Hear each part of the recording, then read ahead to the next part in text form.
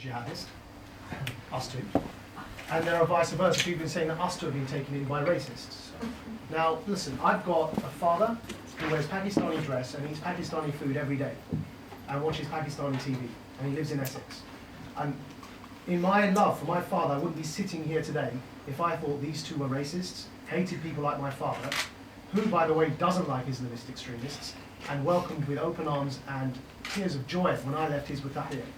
I would be doing a disservice to my mother and my father and my family's name, as would Dr. Osama Hassan, whose father is a religious scholar and an imam of a mosque, if we thought that these two were racists or hated Islam and Muslims. On the second note, you may ask, okay, you've placed your faith in them, but what if they don't deliver? Well, this is what I said in my introduction.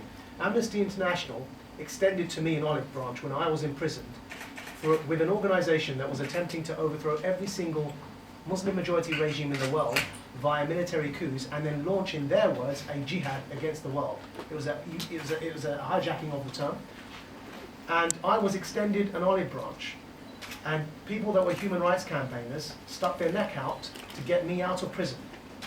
Now, if I didn't extend a similar leap of faith and trust in these two gentlemen, I wouldn't be a very decent human being.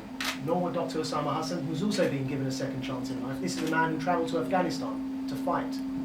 He used to have some very reprehensible views that even when I was with Hizb-ut-Tahrir, would fight each other, because we had two, like Hezbollah fighting Jabhat al-Nusra in Syria, we had two opposite ends of extremisms going on here. All of us are on this table because of second chances. I must extend that privilege. It's a privilege that I must extend to others, and not keep it for myself, or Osama not keep it for himself. And that's a very important humanistic point.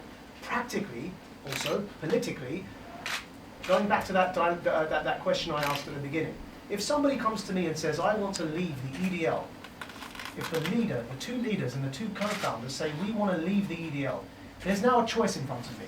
Either I can say, don't leave the EDL, stay in charge of it, keep doing the street protests that I object to so much. I would be facilitating the very thing I want to oppose. So of course, it's a no-brainer. It's a logical step forward to say, we welcome your departure from the EDL.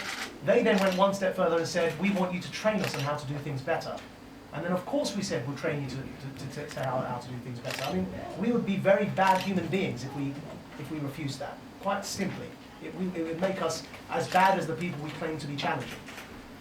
Right. Can I just say something? Street protesting only has a shelf life, and we recognise that, and we've spoke about this for a long time, myself and Tommy.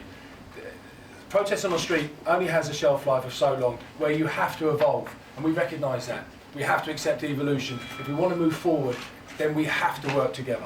It's vital, and we recognise that. We've been angry for 4 years. We're still singing the same song, but we're just singing off the same hymn sheet when it comes to Islamism and tackling Islamist fundamentalism and extremism. So, And but at the same time, we have to evolve. Neo-Nazis, But we're prepared to. We've always condemned neo-Nazis from day one. You know. Right, more questions. Yes, there's a lady in the blue jumper there with her hand.